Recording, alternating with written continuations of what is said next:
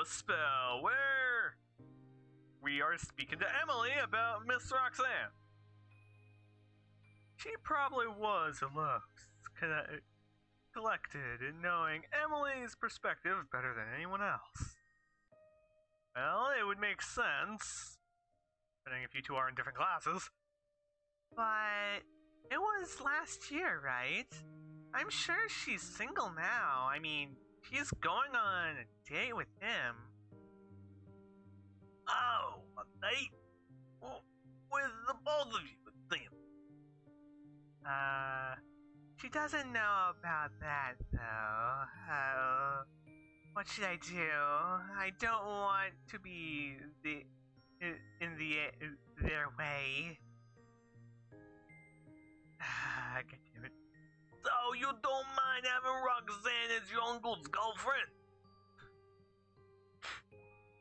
Now when I think about it, freaking Emily's voice doesn't sound like a freaking kid at all. It's just like, Yo, what you fucking doing? I've been smoking for years.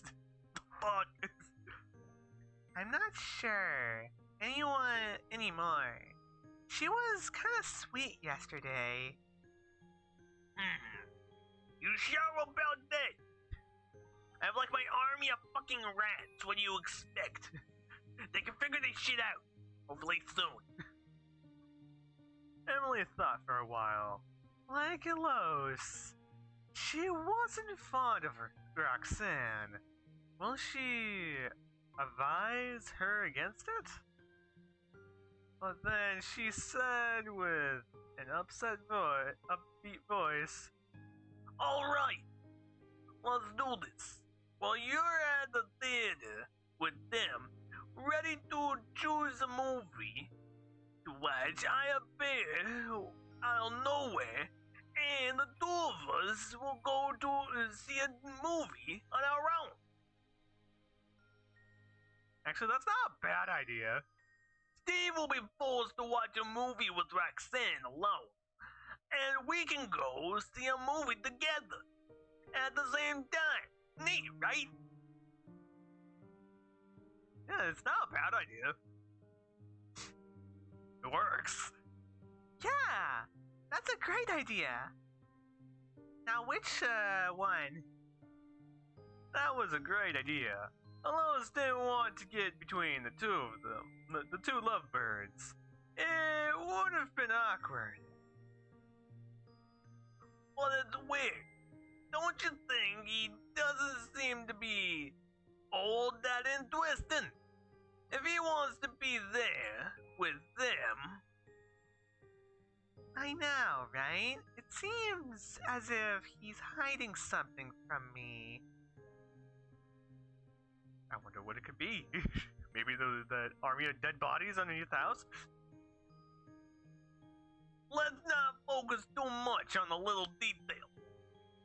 Let's decide what movie to watch instead, right? That depends. Is it good or bad? Does it or does it not have a fan base? Elos was glad Emily was trying her best to uplift her. Without her, she wouldn't know what to do. Good. She was actually looking forward for tomorrow now. Be stuck with Emily, her only friend. I know how that feels. Yeah, dude. Later that day, when she was coming out of the shower, she heard Steve talking to somebody. At first, she thought he was on the phone, but soon realized he was speaking to someone on the other side of the door. There's no such thing in here. What? Oh God.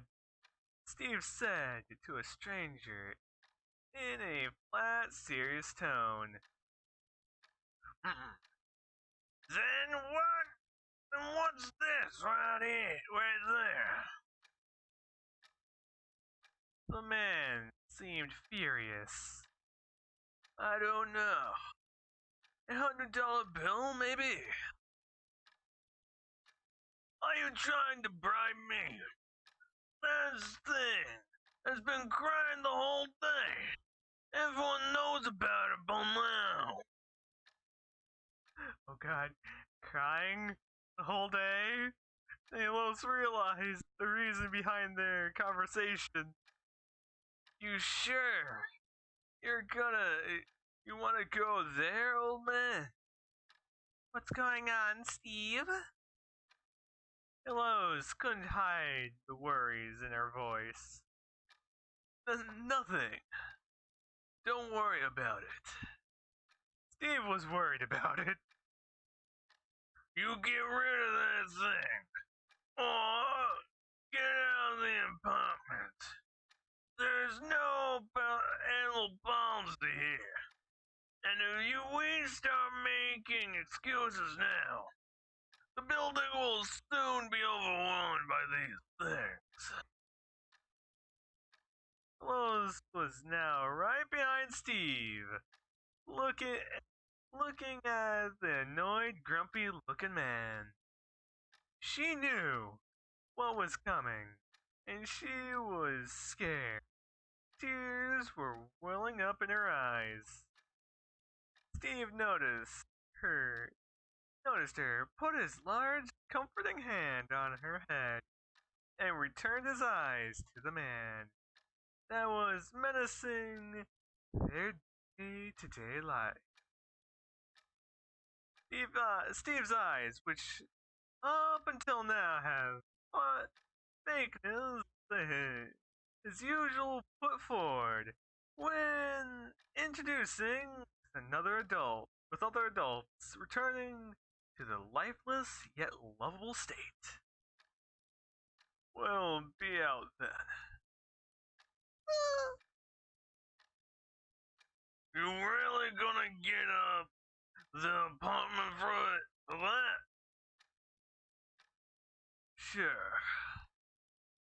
She doesn't want to lose her kitty cat, as you could tell.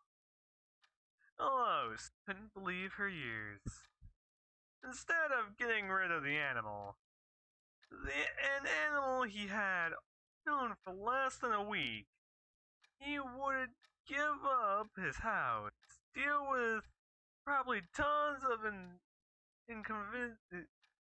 inconveniences, and have the headache, including problem, of having to find a new place to live. And all of this besides spontaneous. Why am I failing just trying to say that word that I've said before? God dang it! Spontaneously, without even thinking about it. So, Steve! She wanted to say something, anything, but she had nothing not the courage or will to do so. I told you. Don't worry about it. I want you out by the end of next week. The old man finally declared, before soberly walking away. Obviously, she started crying the moment Steve closed the door. She had cried a week long. Steve must think she's a crybaby. At this point, but there was a simple difference this time. She wasn't crying in sorrow. She was crying in joy. Joy that him, of all people, there was in the world, was part of her life that she gets to keep Fishhook Saturday. They were supposed to meet with Roxanne at the theater directly, when he was surprised to meet with her at the theater directly. Okay, so her expression was exactly how Eloise imagined it would be when she saw the two of them arrive together. I know. What kind of fucking theater is this? Hello. So what's a pleasant surprise?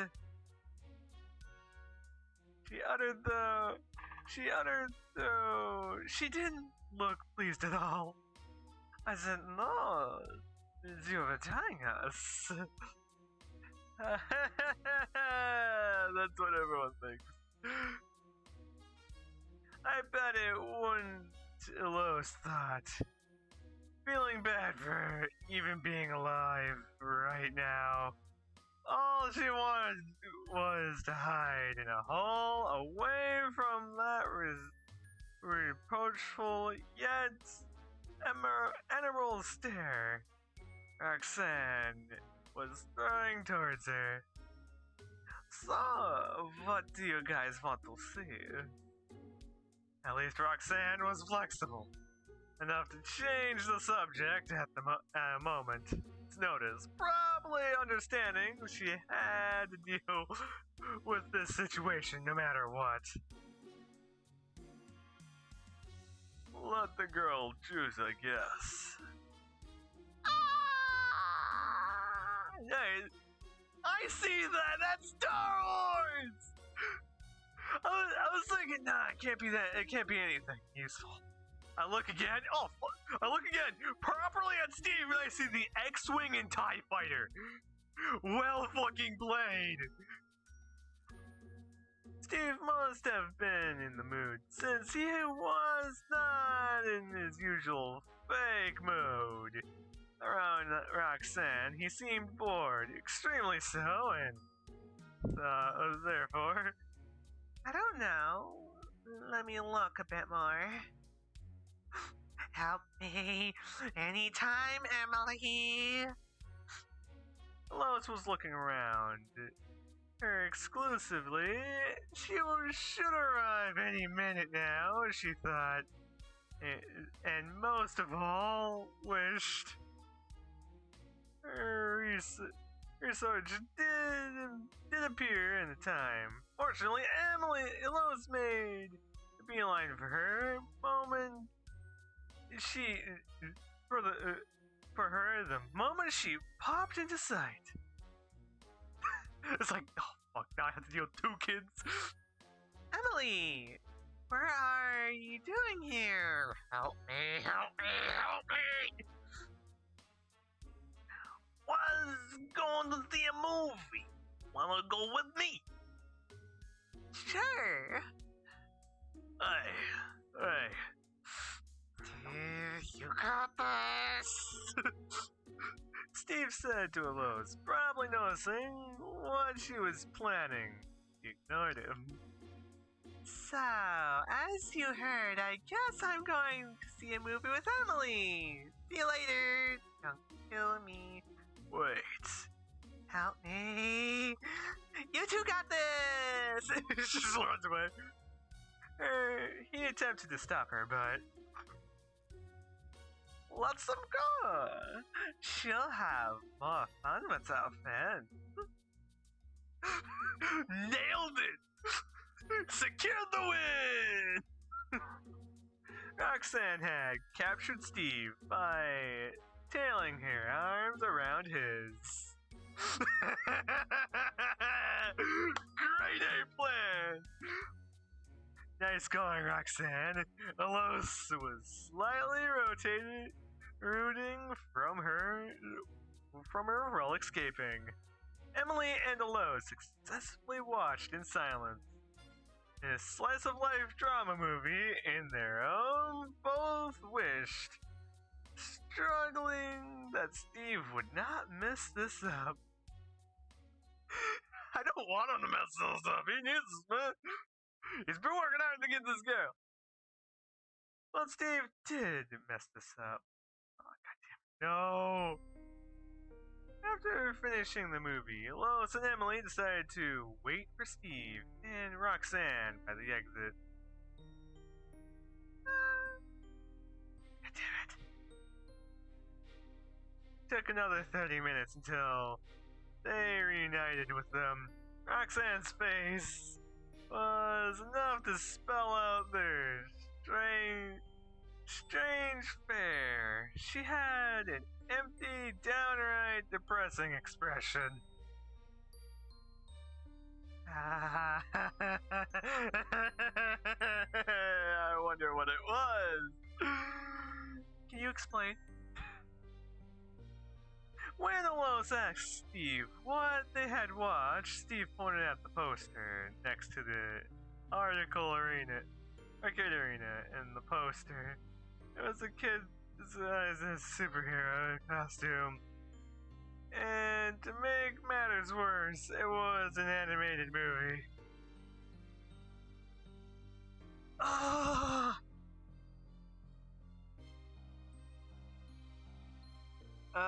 That would explain it. I was actually hoping for the guy, but god damn it. We'll see more. I'd like to know what their answers is next episode, guys. So, I'll see you guys next time, and I hope all of you have a great mobile time, man. See you guys next time.